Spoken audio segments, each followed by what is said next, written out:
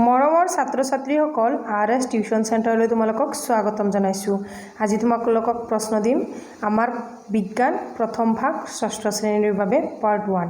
ইয়াৰে আজি 3 নম্বৰ লেছনৰ প্ৰশ্ন এনসাৰখিনি তোমালোকক দিম। লেছনটোৰ নাম হৈছে সুস্বাস্থ্যৰ বাবে খাদ্য। গতিকে আগৰ লেছনবোৰ তোমালোকক কুৱেশ্যন এনসাৰ দিছোঁ, যদি চোৱা নাই গৈ চাই লোৱা। চোৱা, ইয়াতে এইটো লেছনৰ মাজতে তোমালোকক এইটো টেবুলটো আছে, তোমালোকে চাই ল'বা।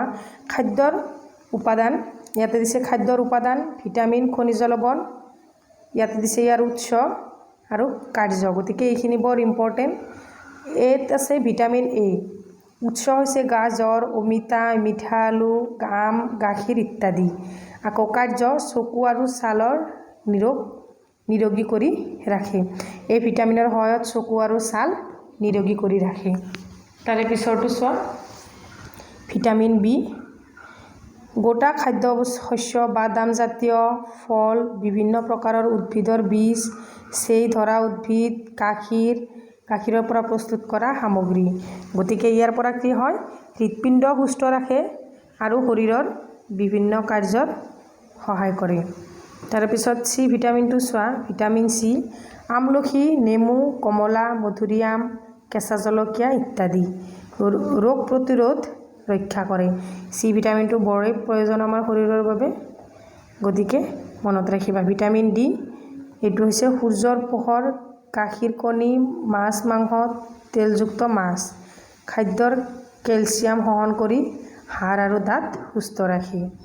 তাৰে পিছৰটো চোৱা, কেলছিয়াম, গাখীৰ, পনীৰ, দৈ, চীজ, দাঁত আৰু হাড় সুস্থ কৰি ৰাখে। আয়ডিনযুক্ত নিমখ সামুদ্ৰিক উদ্ভিদ, শিঙৰি শাৰীৰিক আৰু মানসিক স্বাস্থ্য সুস্থ ৰখাত সহায় কৰে। তাৰে পিছত চোৱা, আইৰণ, ডালিম, খেজুৰ, বিট, সেউজীয়া শাক পাচলি তেজৰ এক অন্যতম উপাদান। আইৰণ আৰু ভিটামিন চিটো আমাৰ বাবে অতিকৈ দৰকাৰী। গতিকে ভিটামিন কেইবিধৰ নাম মনত ৰাখিবা, vitamin A, B, C, D আৰু কেলছিয়াম এইটো। গতিকে চোৱা, তাৰে পিছত আমি অনুশীলনীলৈ আহোঁ। তাৰে আগতে আৰু আছে, তোমালোকে কি শিকিলা এইখিনি বৰ ইম্পৰ্টেণ্ট। চোৱা, খাদ্যই শক্তি প্ৰদান কৰে, ৰোগৰ পৰা সুৰক্ষা দিয়ে, বিকাশত সহায় কৰে, মেৰামতি কৰে আৰু আমাৰ শৰীৰক ৰক্ষণাবেক্ষণ কৰে। তাৰে পিছৰ পইণ্টটো চোৱা, আমাৰ খাদ্যৰ মুখ্য পৰিপোষক হৈছে কাৰ্বহাইড্ৰেট, প্ৰটিন, স্নেহ পদাৰ্থ, ভিটামিন, খনিজ লৱণ আৰু আহযুক্ত খাদ্য, পানী। তাৰে পিছত চাবা, কাৰ্বহাইড্ৰেট আৰু স্নেহ পদাৰ্থ শক্তিদায়ক খাদ্য বোলে। প্ৰটিনক শৰীৰৰ বৰ্ধক আৰু খাদ্য আৰু ভিটামিন আৰু খনিজ পদাৰ্থক সুৰক্ষামূলক খাদ্য বোলে। এইবিলাক আমি কি শিকিলত আছে, এইখিনিৰ পৰা বহুতো প্ৰশ্ন আহি থকা দেখা যায়। ডাইৰেক্ট এইবিলাক পঢ়ি যাবা। যি আহাৰত সকলো আৱশ্যকীয় পৰিপোষক সঠিক পৰিমাণে লগতে পৰ্যাপ্ত ৰক্ষা হাড় আৰু পানী থাকে, তাকেই সুষম আহাৰ বোলে। এই সুষম আহাৰ কাক বোলে, এইটো বৰ ইম্পৰ্টেণ্ট। এইটো পৰীক্ষাত আহিয়ে থাকে, এইবাৰো 100% আহিব। চাবা যে লিখিবা, যি আহাৰত সকলো অত্যাৱশ্যকীয় পৰিপোষক সঠিক পৰিমাণে লগতে পৰ্যাপ্ত ৰক্ষা আহাৰ আৰু পানী থাকে, তাক সুষম আহাৰ বোলে। তাৰে পিছত, আহাৰৰ পৰিপোষক দীৰ্ঘদিন অভাৱৰ ফলত অক্সিজেন অভাৱজনিত ৰোগ হয়। জাংক ফুড খালে মেদবহুলতা আৰু অভাৱজনিত ৰোগ হয়, কিয়নো সেইবোৰত চেনি আৰু অস্বাস্থ্যকৰ স্নেহ পদাৰ্থৰ পৰিমাণ অধিক। জাংক ফুডত ভিটামিন, খনিজ লৱণ আৰু আহযুক্ত খাদ্যৰ পৰিমাণ কম। গতিকে কি শিকিলত আমি এইখিনি পালোঁ, এইখিনি তোমালোকে ধুনীয়াকৈ চাবা। তাৰে পিছত আহা অনুশীলনীৰ 1 নম্বৰটোত দিছে, তলত দিয়া সমূহৰ পৰা অমিল বস্তুবোৰ বাছি উলিওৱা আৰু ইয়াৰ কাৰণ দৰ্শোৱা। গতিকে মই ধুনীয়াকৈ তলত আলোচনা কৰি দিছোঁ। চোৱা, অনুশীলনীৰ প্ৰশ্ন আৰু উত্তৰ। 1 নম্বৰটোত তলত দিয়া সমূহৰ পৰা অমিল বস্তুবিধ উলিওৱা আৰু কাৰণ দৰ্শোৱা। ইয়াতে জোৰা, বজ্ৰা, বাগি আৰু বুট।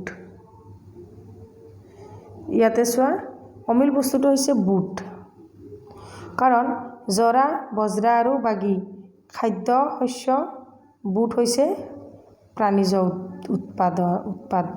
উৎপাদন। তাৰে পিছত চোৱা, ৰাজমাহ, বুট, চয়াবিন আৰু চাউল। অমিল বস্তুটো হৈছে চাউল, কাৰণ ৰাজমাহ, বুট, সয়াবিন প্ৰটিনযুক্ত ডাল, চাউল শ্বেতসাৰযুক্ত খাদ্য। মনত ৰাখিবা। তাৰে পিছত 2 নম্বৰ প্ৰশ্নটো চোৱা। ভাৰতবৰ্ষৰ পুৰণি আৰু আধুনিক ৰন্ধন প্ৰণালীৰ তুলনা কৰা। পুৰণি ৰন্ধন প্ৰণালীত প্ৰাকৃতিক উপাদান আখ, পাত, গছৰ পাত, চাউল ব্যৱহৃত হ'লেও আধুনিক ৰন্ধন প্ৰণালীত প্লাষ্টিক, ৰঙীন বক্স, কৃত্ৰিম সুগন্ধি, ফ্লেভাৰ, চিনি ইত্যাদি নিৰ্ভৰশীল। আধুনিক প্ৰণালী অধিক বেহেলীয়া আৰু ৰাসায়নিকভাৱে প্ৰস্তুত। মনত ৰাখিবা। তাৰে পিছত চোৱা। সকলো সোৱাদযুক্ত খাদ্য পুষ্টিকৰ নহয় আৰু সকলো পুষ্টিকৰ খাদ্যই সোৱাদযুক্ত নহয়। আলোচনা কৰা ইম্পৰ্টেণ্ট কুৱেশ্যনবোৰ এনচাৰত লিখিবা। চকলেট, কেক, কোলা ইত্যাদি সোৱাদযুক্ত হ'লেও পুষ্টিকৰ নহয়। আনহাতে সয়াবিন, বুট, ৰাজমাহ আহযুক্ত খাদ্য ততোটা সোৱাদযুক্ত, ইমানো সোৱাদযুক্ত নহ'লেও স্বাস্থ্যৰ বাবে অত্যন্তই উপকাৰী। গতিকে আজিৰ পৰা গম পালা চকলেট, কেক, কোলা এইবিলাক কি উপযুক্ত আমাৰ পুষ্টিকৰ খাদ্য নহয়। গতিকে তোমালোকে এইবিলাক কেতিয়াও নাখাবা। আৰু সয়াবিন, বুট, ৰাজমাহ আহযুক্ত খাদ্য এইবিলাক আমাৰ সোৱাদযুক্ত নহ'লে এইবিলাক আমাৰ বৰ স্বাস্থ্যৰ বাবে উপকাৰী। তোমালোকে এইবিলাক আহাৰ বেছিকৈ খাবা। 4 নম্বৰ প্ৰশ্নটোত চোৱা। তলৰ 3বিধ খাদ্যৰ পৰা তুমি কোনটো খোৱা বেছি পচন্দ কৰিবা আৰু কিয়? তোমালোকে যিটো ভাল পোৱা সেইটোৰ বিষয়ে লিখিবা। চোৱা, এইটো হৈছে সতেজ ফল খাব বিচাৰিম। মই ফল বৰ ভাল পাওঁ। তোমালোকেও এইটো লিখিলে বেছি ভাল। চোৱা, সতেজ ফল খাব বিচাৰিম কিয়নো ইয়াত আঁহ, ভিটামিন থাকে আৰু কোনো সংৰক্ষণকাৰী নাথাকে, স্বাস্থ্যৰ বাবে অধিক উপযোগী। সেয়েহে মই ফল খাব বিচাৰিম। তোমালোকে এইটো এনচাৰ লিখিব, ভাল হ'ব। 5 নম্বৰটোত চোৱা। চেনি এবিধ শ্বেতসাৰযুক্ত খাদ্য। চেনিত আয়ডিন দিলে নীলা কলা নহয়, কিয়? চোৱা, চেনিত ষ্টাৰ্চ শ্বেতসাৰ নাথাকে। আয়ডিন মাত্ৰ ষ্টাৰ্চৰ সৈতে বিক্ৰিয়া কৰি নীলা কলা বৰ্ণ দিয়ে। সেইবাবে এই বিক্ৰিয়া নহয়। 6 নম্বৰটোত চোৱা। মিলেটবোৰ পুষ্টিকৰ বুলি গণ্য।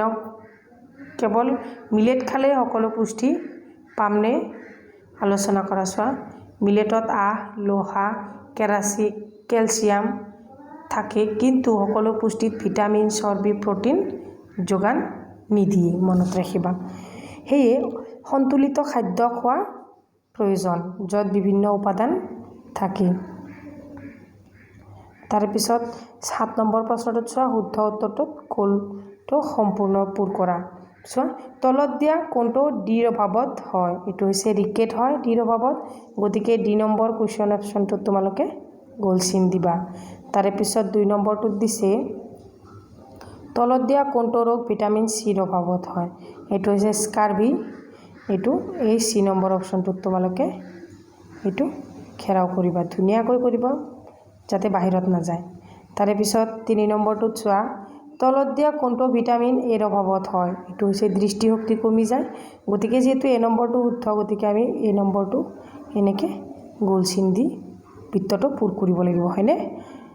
তাৰে পিছত 4 নম্বৰটো চোৱা। তলত দিয়া কোনটো ৰোগ লোৰ অভাৱত হয়? এইটো হৈছে ৰক্তহীনতা। এইটো গলগণ্ড বুলিও কোৱা হয়।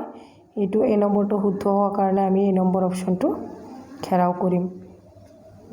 তাৰে পিছত 8 নম্বৰ প্ৰশ্নটো চোৱা।